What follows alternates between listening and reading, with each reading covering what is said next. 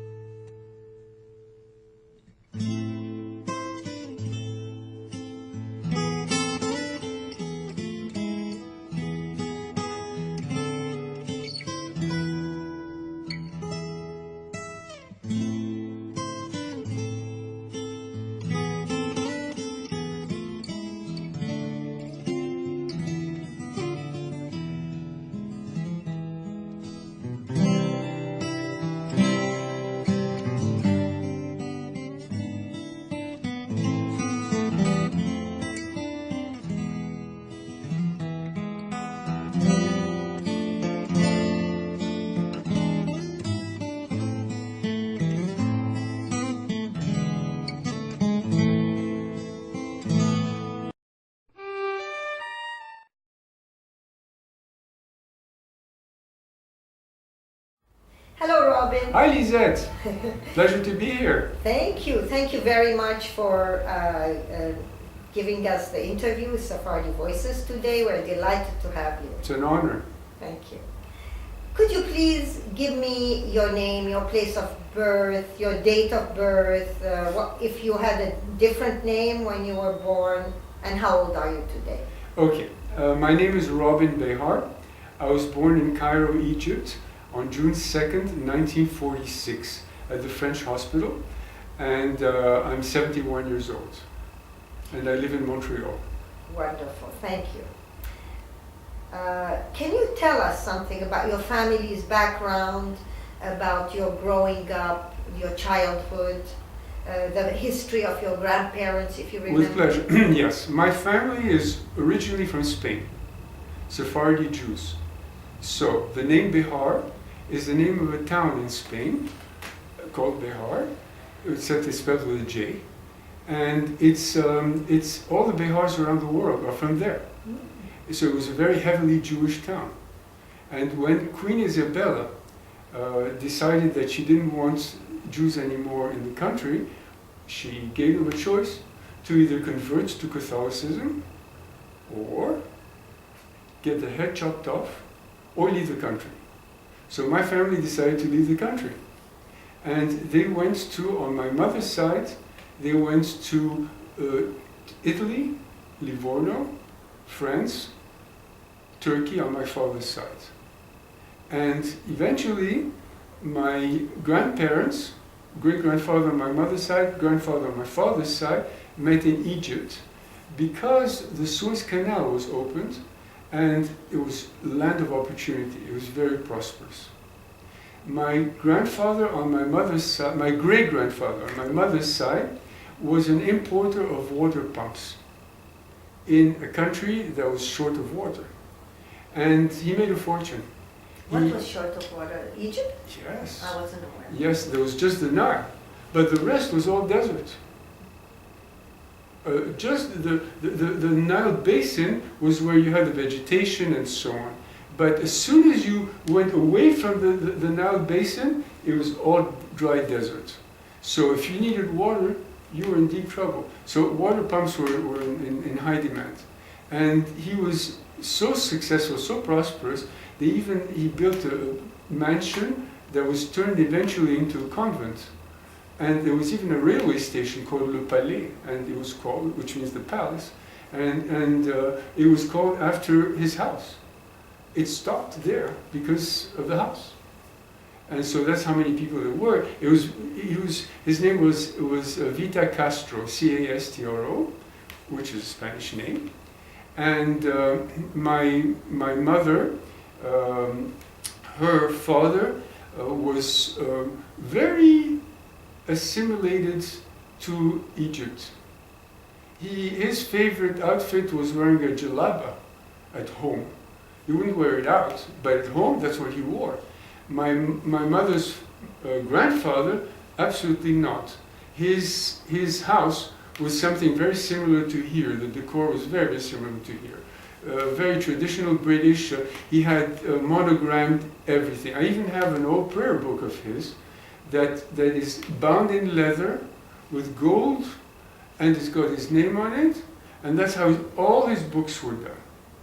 And this is just his books. I won't tell you the rest because it's just it's beyond belief. And on my mother's side, her father was much simpler, but he was also wealthy. He owned land, he owned manufacturing, he owned a number of different businesses. And he went to the synagogue every Shabbat. And his wife didn't, but he did. And he was observant and his wife not, which is an interesting combination. On my father's side, his father immigrated from Izmir, Turkey, to Cairo. Why? Because his brothers were living already in Cairo, and they were in the gold business. They had a gold shop. It wasn't basically a very rich setup. It was a very simple shop in the Khan Khalil bazaar, and they sold gold chains and this and that to the tourists who came. And their claim to fame was that they went to this St. Louis World's Fair for 6 months. And yeah, they had a store there. And it was the 6 months that there were no tourists in Egypt in the summertime. The tourists came during the winter time. So they were able to go to St. Louis, open up, and that was very unusual to go all the way to America from Cairo. It was like, ooh, big stuff. But and they came back and they had all kinds of stories to tell, and it was very warm. My father's side was very warm, traditional, simple Jewish family. My grandmother, my father's mother, was kosher and strictly kosher. She could tell a piece of meat whether it was kosher or not just by looking at it. That's how good she was. When it was raw or when it was Even when it was raw. Once the butcher brought her a piece of meat, she says, "This is not kosher, you take it right back." And she was right. She could tell the difference. The cut and the thing, the fine, and she was a wonderful cook, really, really nice. Simple Ladino foods, healthy, and a lot of warmth and a lot of affection, a lot of. It wasn't a rich family, but it was rich in financially, but it was very rich in feelings, and that was very important. On my father's side, there were 5 siblings. And on my mother's side, there were also 5 siblings. On my father's side, they had they were in different fields. My uncle, his older brother, had been wanted to be a doctor, but they couldn't afford to send him to med school for a long time. So they decided to send him to Marseille to study engineering. And he learned, and all the family chipped in, and they all paid for his education. And when he came back to Egypt, he couldn't find a job. So fortunately, my father had started an import-export business, and he was very successful at it. And he said, "Join me, and we'll make it even a bigger success." And they worked very well together in tandem. And so, on my father's side, he used to travel regularly to Europe. He used to travel all the time, and so it was a very successful, prosperous business. But he worked extremely hard to get there. On my mother's side, her mother's brother was the exclusive dealer for Dodge cars all over Egypt. And he used to go to America on a regular basis to visit and so on for business purposes. And they were very worldly, very well traveled, and they had a magnificent house in Cairo, just a block or so from the Nile. The house was so magnificent that the person who lived after that was Sadat. Wow. Yeah, after he left. And I have very fond memories because it was very elegant, very British, very.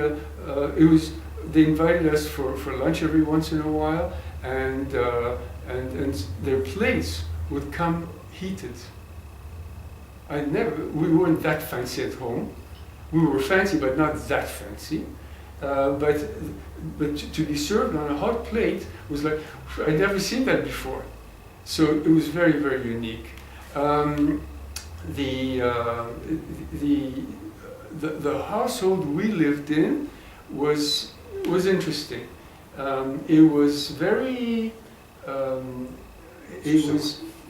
Est-ce que vous pouvez recommencer la phrase parce que vous avez accroché le Oh, micro? when you touch Juste sorry. à partir de Hans. Yeah, on recommence. Vous êtes prêts? Je vais juste excusez-moi, sinon le son ne sera pas bon et on ne pourra pas l'utiliser. C'est prêt. We lived in a very elegant neighborhood. It was a neighborhood where there were embassies, and when my parents got married, it was very difficult to get housing accommodation. It was just after the Second World War, so there was a lot of demand. But my father was a real go-getter, and he had contacts, and he knew people, and he got us a very beautiful place. On our left was the Spanish consulate, not consulate, the embassy. And so every day, the doors would open, and there would be the car with a little Spanish flag and the chauffeur, and it was extremely elegant. I mean, it was just a whole lot of pomp and circumstance. I'd look out the window and say, "Whoa, this is really nice." One day, I want to have a chauffeur. I never got one, but I still enjoy being driven. But on our right was a house that was not inhabited. It was a mansion, but it was never, or the person living there was a recluse and we never saw him. His name was Kotsika, was probably Greek. And there were a lot of wealthy people like that who had homes and they didn't occupy them, or else they were. I was surrounded by people like that as I grew up. So my parents decided that they wanted me to go to private school. The Jewish schools had started to close down, and already, after Israel was formed, the Jewish schools started to dwindle. And even if they were open, I'm not too sure they would have sent me to a Jewish school, because they considered themselves very modern, very assimilated, and they were very comfortable in multicultural environments. So I started, my parents sent me first to the good sisters, Franciscaines, And the good sisters of Franciscan are just like here in Canada, exactly. They set up schools, they set up hospitals, they set up, you name it, and they were very, very successful. But my problem was I didn't like the way they taught. They were extremely rigid. They were very, very difficult. There was and my parents sent me to school at age 3, and which was a little young. So I wasn't happy or comfortable. Then my grandaunt came up with the concept that the kids have to learn English as early as possible. We speak French at home, but we have to have English also because English is the language of the world, and one day we will not be living here. So immediately I got, at the age of 4, a British education. They put me into a private British school called the Gezira Preparatory School, and a lot of graduates from Cairo have been there if they lived in Zamalek, which is where I live. And it was like going to England for the day. It was absolutely incredible. Actually, the surroundings was similar to this, and there was a picture of the Queen everywhere. Every room had a picture of the Queen. And actually, I had the picture of the King when I first went, and then when he died, they replaced it with a picture of the Queen. And I remember watching the coronation in film in 1952. It was absolutely incredible. And I loved going to school there. We were 13 in my class, so it was a small class. And so you got private attention. You were catered to in a way. And you weren't just a number, you were a person. And so the teachers made you feel very important, and they had high expectations. That I didn't like. Because my creative edge was sort of, it was encouraged, but not that much. I learned English, so when I was 4, and I liked the way the British taught.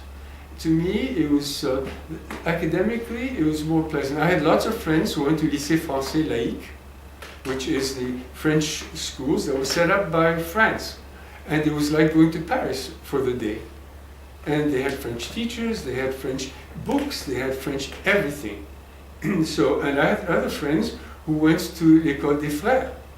And l'École des Frères is the priests. And the priests also, they set it up just like they did here. Exactly the same thing. The Catholic priests.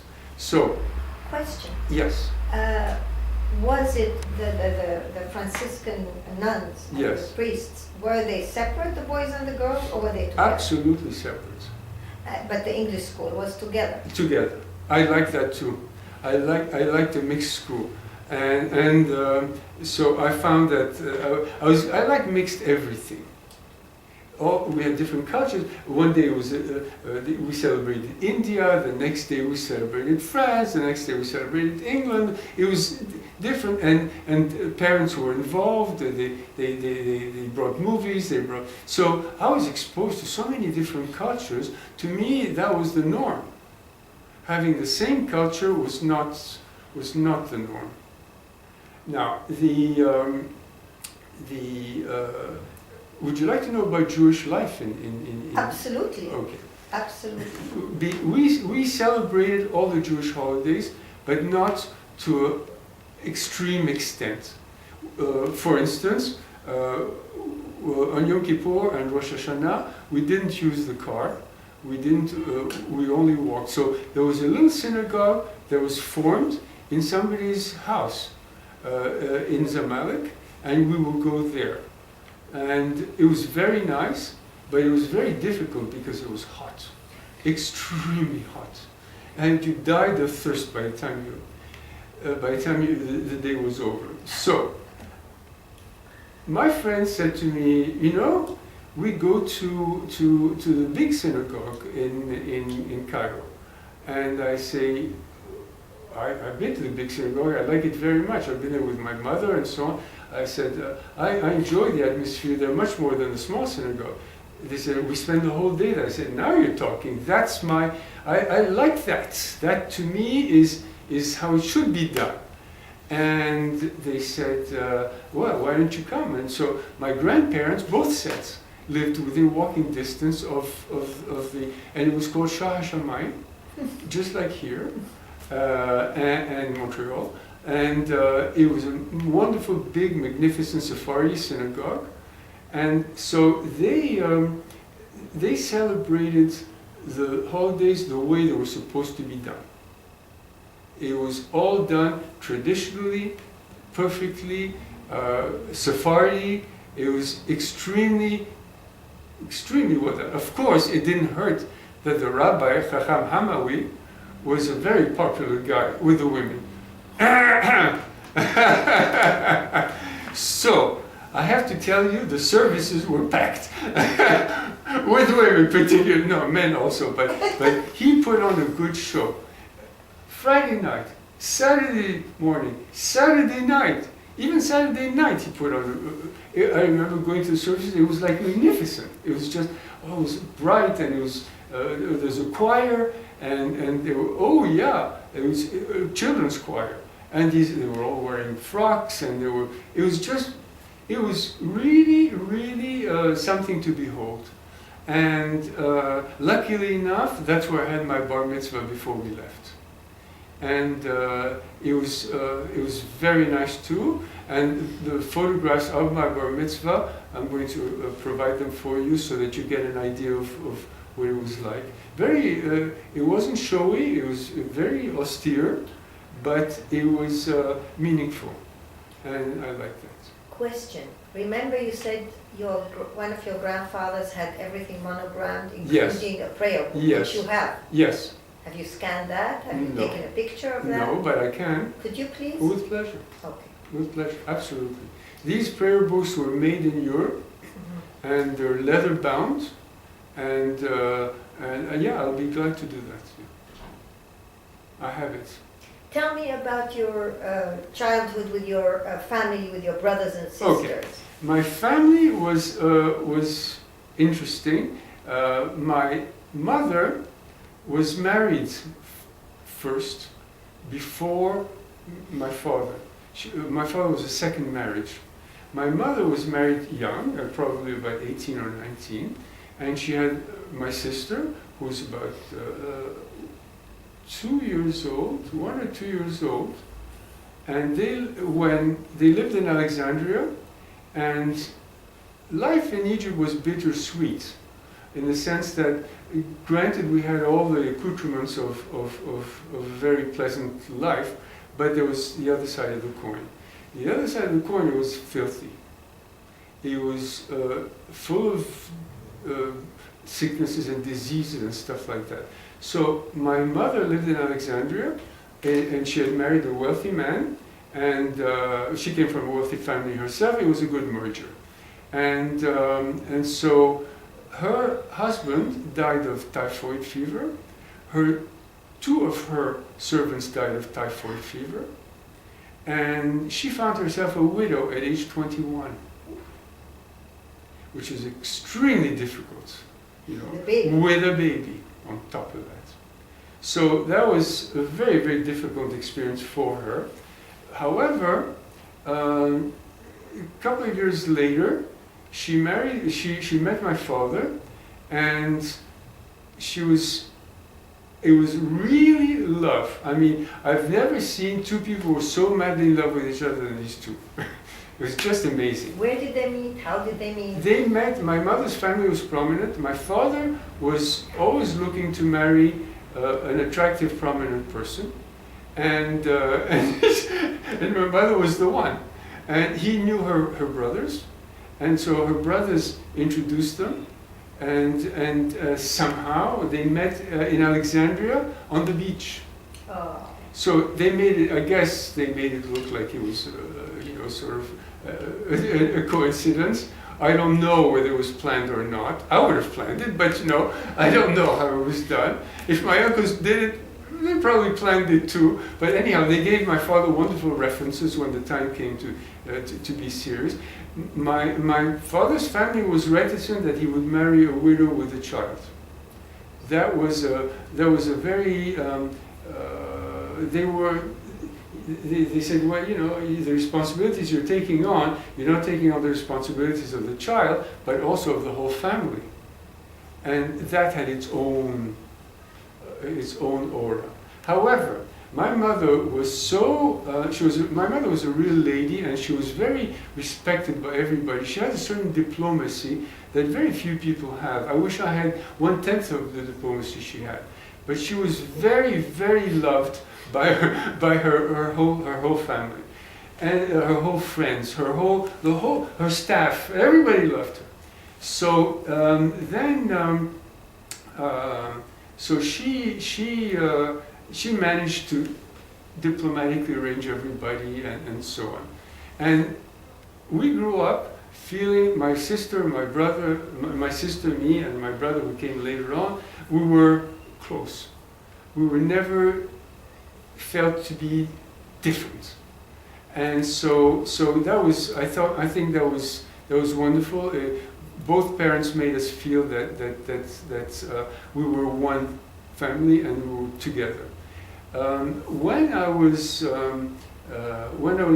When my sister was about 14, she moved to Alexandria to study, because the schools in Cairo were starting to become iffy. And she was... How far is Cairo to Alexandria? It was only 3 hours by car, 3.5 hours by car. So it was not that long. It felt like a major trip, because you went through the desert and there were ups and downs through the desert, and it was not a comfortable ride. But and a lot of people got sick on the way there, because simply just the ups and downs, and women particularly did not feel, they got car sick a lot. It was like being seasick. And so, but on the fun side, when you got to Alexandria was magnificent. Would you like me to tell you a bit about Alexandria? Of course. Okay. Alexandria was where we spent our summer vacations. My mother, having been from there and having lived there and so on, had a fond attachment to Alexandria. And so we ended up by getting an apartment next to the beach, not on the beach, a couple of blocks inland from the beach. It was all desert and the beach. So I loved it. It was a very simple apartment, nothing fancy like what you see in Florida. It was a real beach apartment. You had the vendors that would come in the morning, and they would sell falafel, and they would sell all kinds of things, and you could buy them and bring it upstairs and all that kind of stuff. So that was very nice. However, what happened was that not too far away from us, like 5 minutes away, was the King Farouk's summer palace. And when King Farouk was kicked out, they turned his summer palace into a club. And my father, having always liked the best of everything, we became a member of the club. And here, when you think of it, it was called Montaza Palace. And when you think of it, Montaza. And when you think of it, I grew up in the palace really during the summers, because they had, you drove in, and the first thing you got was the smell of pine trees. It was beautiful pine trees everywhere, and you had deer running around. And you had the private beach, and it was not done just like a private beach, no. It was done Grecian style, with columns and with statues and with no waves, so you could go swimming without worrying about the ocean. It was totally out of this world. And one little detail, we had access to the king's palace. Do you have pictures? Of Montaza Palace? I'm sure I do, but in Florida.